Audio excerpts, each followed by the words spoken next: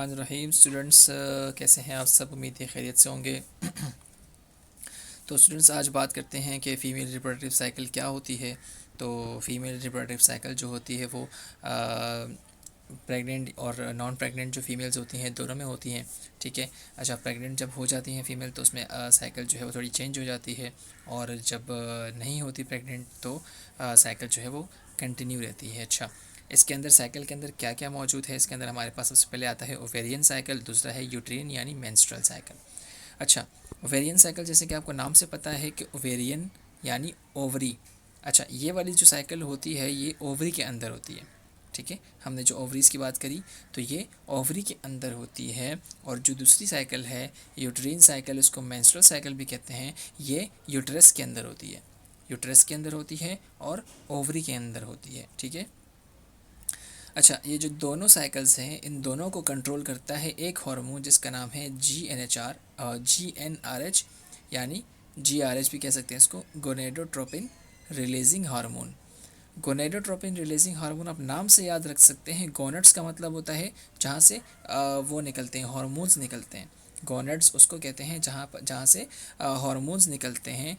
Tropine मतलब stimulate करने वाला, रिलीजिंग मतलब उसको निकालने वाला हार्मोन। मतलब इसका क्या हुआ पूरा, गोनेडोट्रोपिन रिलीजिंग हार्मोन मतलब वो वाला हार्मोन जो गोनेड्स को स्टिमुलेट करेगा ताकि वो रिलीज़ करे हार्मोन्स को। समझ आ गई बात? अच्छा, कहाँ से निकलता है? ये बड़ी इंपॉर्टेंट बात है कि हाइपोथैलेमस जो है वो उससे निकलता है गोनेडोट्रोपिन रिलीजिंग हार्मोन। अच्छा, अपने पास जो है पेन कॉपी लेके रख लीजिएगा। तो यहाँ पर बहुत सारी बातें ऐसी होने वाली है जो शायद आपकी समझ में ना आ रही हो, तो आप इसको बार बार रिपीट भी देख सकते हैं और अपने पास लिख लीजिएगा, क्योंकि लिखने से जो है वो ज़्यादा याद होता है। मैं भी जो है वो लिख लिख के याद करता हूँ। ठीक है। तो जो हाइपोथैलेमस होता है वहाँ से निकलता है गोनेडोट्रोपिन रिलीजिंग हार्मोन। वो क्या करता है? गोनेडोट्रोपिन रिलीजिंग हार्मोन जो है वो ओवेरियन साइकिल और यूट्रिन यानी मेंस्ट्रुअल साइकिल जो है उसको कंट्रोल करता है। अच्छा जी, गोनेडोट्रोपिन रिलीजिंग हार्मोन जो है वो क्या करता है? ये फॉलिकल स्टिमुलेटिंग हार्मोन FSH और ल्यूटिनाइजिंग हार्मोन, एक फॉलिकल स्टिमुलेटिंग हार्मोन और luteinizing hormone LH from interior pituitary से रिलीज़ करवाता है। यानी गोनेडोट्रोपिन रिलीजिंग हार्मोन जो है वो क्या करवाता है? फॉलिकल स्टिमुलेटिंग हार्मोन और ल्यूटिनाइजिंग हार्मोन को इंटीरियर पाइट्यूटरी से रिलीज़ करवाता है। आपको पता है कि हाइपोथैलेमस जो है वो पाइट्यूटरी ग्लैंड से थोड़ा सा ऊपर होता है। ठीक है, और हाइपोथैलेमस के नीचे होता है पाइट्यूटरी ग्लैंड। ठीक है, यहाँ तक बात समझ आ गई है। अच्छा, फीमेल रिप्रोडक्टिव साइकिल जो है वो 28 डेज़ की होती है और ये 4 फेजेस पर डिपेंड करती हैं। ठीक है। अच्छा, मैं अभी आपके साथ एक यहाँ पर मैंने कॉपी में अपना वर्क किया है, वो आपके साथ मैं शेयर करता हूँ। उम्मीद है आपको वहाँ से अच्छे से समझ आ जाएगा। ठीक है। अच्छा, इसके बाद देखते हैं 4 फेजेस कौन कौन सी होती हैं। एक होती है मेंस्ट्रुअल फेज़। मेंस्ट्रुअल से आपको याद रखना चाहिए कि मेंस्ट्रुएशन होगी, इसके अंदर ब्लीडिंग होगी। दूसरा है pre ovulatory phase. Pre ovulatory, pre का मतलब होता है पहले, ओव्यूलेशन का मतलब होता है जब एग निकल जाता है। ठीक है, अपने जो ओवरी होती है वहाँ से जब एग निकल जाता है तो ये ओव्यूलेशन होती है। तो प्री ओव्यूलेटरी फेज़ निकलने से पहले, ओव्यूलेशन निकल जाता है जब एग अपने ओवरी से, और पोस्ट ओव्यूलेटरी जब निकल चुका होता है तब क्या होता है। ठीक है, तो इसका हम बारी बारी पढ़ते हैं। तो मैं अभी आपके साथ अपनी ये कॉपी की पिक्चर शेयर करने लगा हूँ, उम्मीद है आपको वहाँ से अच्छे से समझ आ जाएगी। तो students, menstruation phase sorry menstruation जो फेज़ है वो सबसे पहला फेज़ होता है। अच्छा, इसके अंदर क्या है कि ये 5 दिन का साइकिल होता है। ठीक है, MCQs के हवाले से बहुत इंपॉर्टेंट पॉइंट है, आप इसको अपने पास कहीं नोट डाउन कर लें। ठीक है, 5 डेज़ पर ये डिपेंड करता है। 5 दिन का ये साइकिल होता है जिसके अंदर ब्लीडिंग कंटिन्यूसली होती रहती है। ठीक है। अच्छा, इसके अंदर होता क्या है? 20 और मोर स्मॉल oocyte स्टार्ट्स। 20 और मोर oocytes क्या होते हैं? जब भी ओवरी के अंदर एग की प्रोडक्शन स्टार्ट होती है तो स्टार्ट होने के बाद वो एग्स जो हैं वो बहुत छोटे होते हैं, तो वो उन छोटे एग्स को कहते हैं oocytes। समझ आ गई?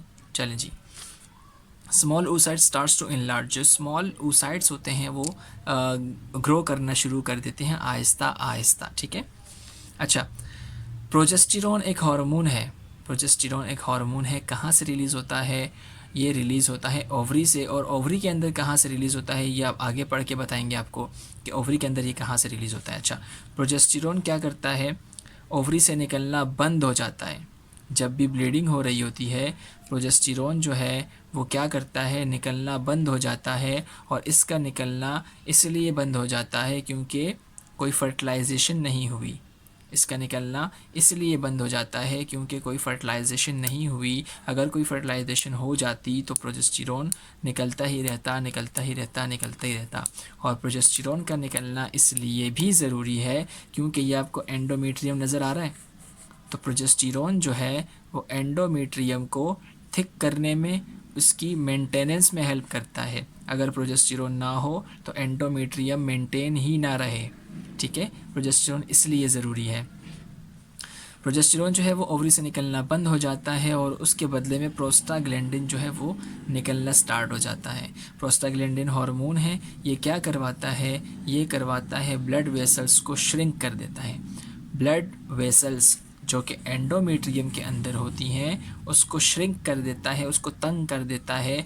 तो यहाँ पर जब ऑक्सीजन की सप्लाई नहीं होती, क्योंकि ब्लड वेसल के अंदर होते हैं ऑक्सीजन, जब ऑक्सीजन जो है वो सप्लाई नहीं होती अच्छी तरह, तो ये एंडोमेट्रियम की जो लाइनिंग है ये क्या हो जाती है, ये डिस्ट्रॉय हो जाती है, ये आहिस्ता आहिस्ता टूटने लग जाती है, इसके सेल्स मरना शुरू हो जाते हैं। तो जब सेल्स मरना शुरू हो जाएंगे तो ये वजाइना के ज़रिए बाहर निकलने लगेगा और इसी एंडोमेट्रियम की डिस्ट्रॉय होने को हम कहते हैं मेंस्ट्रुएशन। ठीक है जी। अच्छा जी, अब बात करते हैं प्री ओव्यूलेटरी फेज़ की।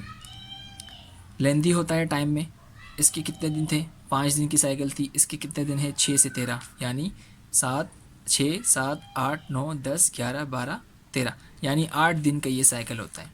ठीक है, 8 दिन का ये साइकिल होता है। इसके अंदर प्री ओव्यूलेटरी फेज़ होता है। क्या होता है, आगे पढ़ते हैं। अच्छा, फॉलिकल स्टिमुलेटिंग हार्मोन, जिसको हम शॉर्ट में कहते हैं FSH, निकलता है कहाँ से, पाइट्यूटरी ग्लैंड से। जैसे कि हमने बात करी थी कि फॉलिकल स्टिमुलेटिंग हार्मोन जो है वो पाइट्यूटरी ग्लैंड से निकलता है। पाइट्यूटरी ग्लैंड से ये निकलता है और कहाँ जाता है, पाइट्यूटरी ग्लैंड से निकल कर ये जाता है ओवरी के अंदर। फॉलिकल स्टिमुलेटिंग हार्मोन पाइट्यूटरी ग्लैंड से निकलकर ओवरी के अंदर जाता है और ये क्या करता है, ओवरी के अंदर oocytes को ग्रो करने में हेल्प करता है। ओवरी के अंदर oocytes को, जो कि छोटे छोटे सेल्स थे, उनको ग्रो करने में हेल्प करता है। ठीक है, जब वो oocytes थोड़े से बड़े हो जाते हैं तो वो oocytes 2 हार्मोन रिलीज़ करते हैं। बात समझ आ रही है, थोड़े से कॉम्प्लिकेशन है लेकिन आप बार बार देखेंगे आपको समझ आ जाएगी इंशाल्लाह। ठीक है, तो ये oocytes जो है ओवरी के अंदर होते हैं। जब ये थोड़े से बड़े हो जाते हैं तो ये क्या प्रोड्यूस करना स्टार्ट कर देते हैं, ईस्ट्रोजिन और इनहिबिन हार्मोन। ईस्ट्रोजिन और इनहिबिन हार्मोन को ये रिलीज़ करना शुरू कर देते हैं। ठीक है जी, यहाँ तक बात समझ आ गई। अच्छा, जो oocytes होते हैं, बहुत सारे छोटे छोटे सेल्स जो ओवरी के अंदर होते हैं, वो उनमें से वो सारे बड़े नहीं होते। उनमें से एक जो है वो बहुत ज़्यादा बड़ा हो जाता है। एक जो है फॉलिकल वो बहुत ज़्यादा, oocytes और फॉलिकल ये जो है वो क्या कहते हैं उसे, oocytes और फॉलिकल तकरीबन एक ही चीज़ समझ लें आप, बाद में समझाता हूँ आपको। तो वो एक फॉलिकल जो है वो बहुत बड़ा हो जाता है, जिसको हम कहते हैं जिराफियन फॉलिकल। जिराफ देखा है कितना बड़ा होता है, तो ये जिराफ वहीं से निकला है, जिराफियन फॉलिकल उसको कहते हैं, जो कि बड़ा हो जाता है। एक ही बड़ा होता है। ठीक है, हर महीने एक एक जो है वो जिराफियन फॉलिकल बनता है और बाकी जो है वो ख़त्म हो जाते हैं। अच्छा, ईस्ट्रोजन जब ये oocytes निकालते हैं तो ये क्या करता है, ईस्ट्रोजन हार्मोन है, प्रोजेस्टेरॉन भी हार्मोन है, इनहिबिन भी हार्मोन है। तो जब ईस्ट्रोजन ये oocytes निकालते हैं तो ईस्ट्रोजन क्या करता है, एंडोमेट्रियम को बनाना शुरू करता है। इस फेज़ में क्या था, एंडोमेट्रियम टूट गया था और प्री ओव्यूलेटरी फेज़ में दोबारा से उसको रीग्रो करना शुरू कर देते हैं। कौन, ईस्ट्रोजन उसको रीग्रो करवाता है, उसको दोबारा से बनाता है। ठीक है जी, चलें जी, अब बात करते हैं ओव्यूलेशन की। ओव्यूलेशन क्या है, एक मिनट ये साफ़ हो जाए थोड़ा। ठीक है, अच्छा, ओव्यूलेशन क्या है, ये 1 या 2 दिन का प्रोसेस है। ठीक है, 1 या 2 दिन का प्रोसेस है। 13 दिन तक पीछे वाला साइकिल था, 14 दिन में ये होगा, 15 दिन में, और फिर 16वें दिन से जो है वो दूसरा फेज़ स्टार्ट हो जाएगा। अच्छा जी, अब यहाँ पर देखें, यहाँ देखें, ये ज़्यादा इजी है।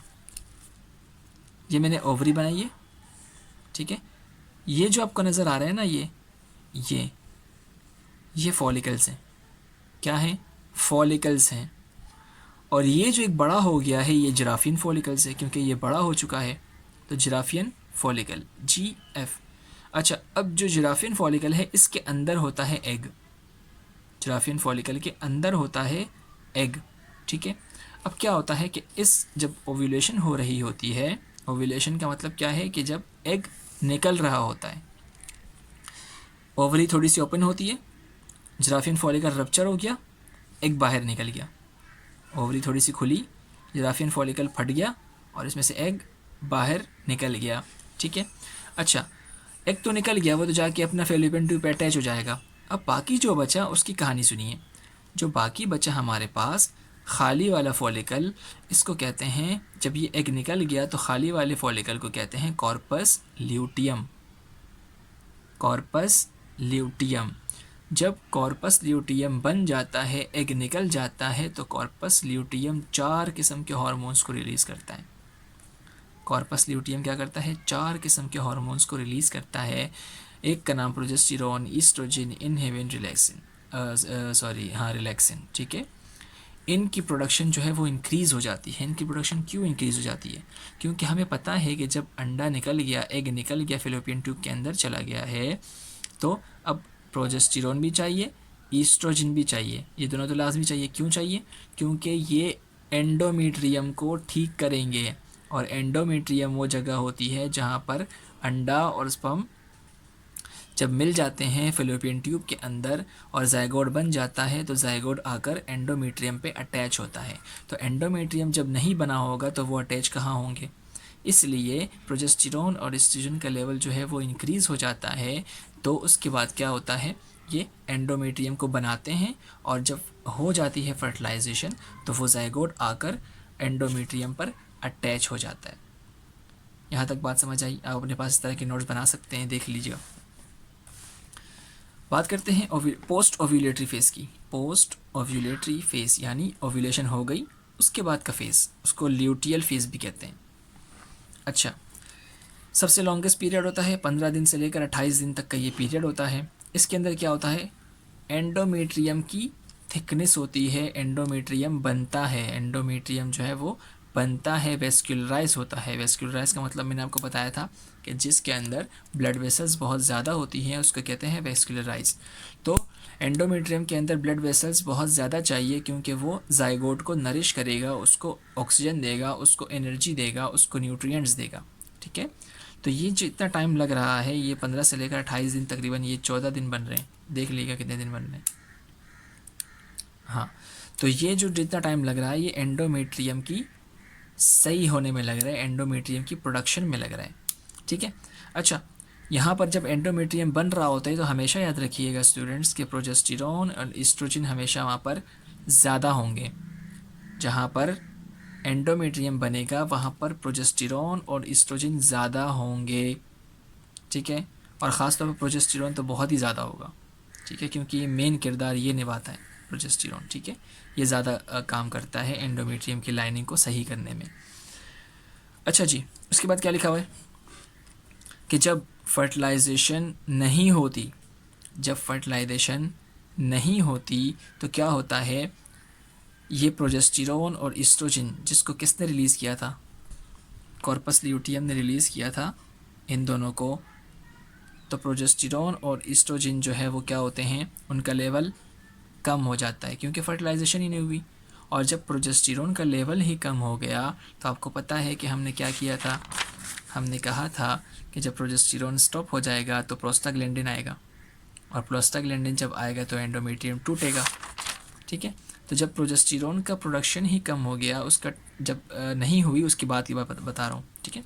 जब नहीं हुआ, फर्टिलाइजेशन नहीं हुई, तब की बात बता रहा हूँ कि जब फर्टिलाइजेशन नहीं होगी तो प्रोजेस्टेरोन और एस्ट्रोजन का लेवल जो है वो कम हो जाएगा, और जब वो कम हो जाएगा तो क्या होगा, एंडोमेट्रियम टूट जाएगा, और जब एंडोमेट्रियम टूट गया तो दोबारा से मेंस्ट्रुएशन स्टार्ट हो जाएगी, और मेंस्ट्रुएशन स्टार्ट होने के बाद वो ब्लड निकलता रहेगा। जब ब्लड ख़त्म हो जाएगा सारा, 5 दिन तक चलता रहेगा और फिर उसके बाद से दोबारा हमारे पास प्री ओव्यूलेटरी फेस आ जाएगा। ठीक है जी। अच्छा, ये वाली बात मैंने दोबारा, द साइकिल बिगिंस, ठीक है, ये वाली बात आप देख लीजिएगा दोबारा। अच्छा, अब मज़े की बात यह है कि जब oocyte जो है वो फर्टिलाइज़ हो जाते हैं, यानी वो जो एग था वो हमारे पास फर्टिलाइज़ हो गया, तो कॉर्पस ल्यूटियम जो है वो एक जो कॉर्पस ल्यूटियम है उसको, अच्छा, तो जब फर्टिलाइजेशन हो जाती है तो क्या होता है, एक हार्मोन रिलीज़ होता है। कहाँ से रिलीज़ होता है? कॉर्पस ल्यूटियम से रिलीज़ होता है। तो वो क्या करता है, वो हार्मोन का नाम क्या है? Human chorionic gonadotropin, HCG। ठीक है, ये वाला जो हार्मोन है वो यूरिन के अंदर आना स्टार्ट हो जाता है, जिसकी वजह से हमें पता चलता है कि प्रेगनेंसी हो चुकी है। अब ये वाली ज़रा गौर से देखिएगा कि GnRH जो है, गोनेडोट्रोपिन रिलीजिंग हार्मोन, कहाँ से निकलता है? हाइपोथैलेमस से। MCQs के लिए बहुत इंपॉर्टेंट है। ल्यूटिनाइजिंग हार्मोन और फॉलिकल स्टिमुलेटिंग हार्मोन जो है वो एंटीरियर पाइट्यूटरी से निकलते हैं। प्रोजेस्टेरॉन और एस्ट्रोजन जो है वो ओवरी से निकलते हैं। इनहिबिन और रिलैक्सिन जो है वो कॉर्पस ल्यूटियम से निकलते हैं। ठीक है, उम्मीद करता हूँ आपको समझ आ गई होगी। नहीं आई तो वीडियो को दोबारा देख लें प्लीज़।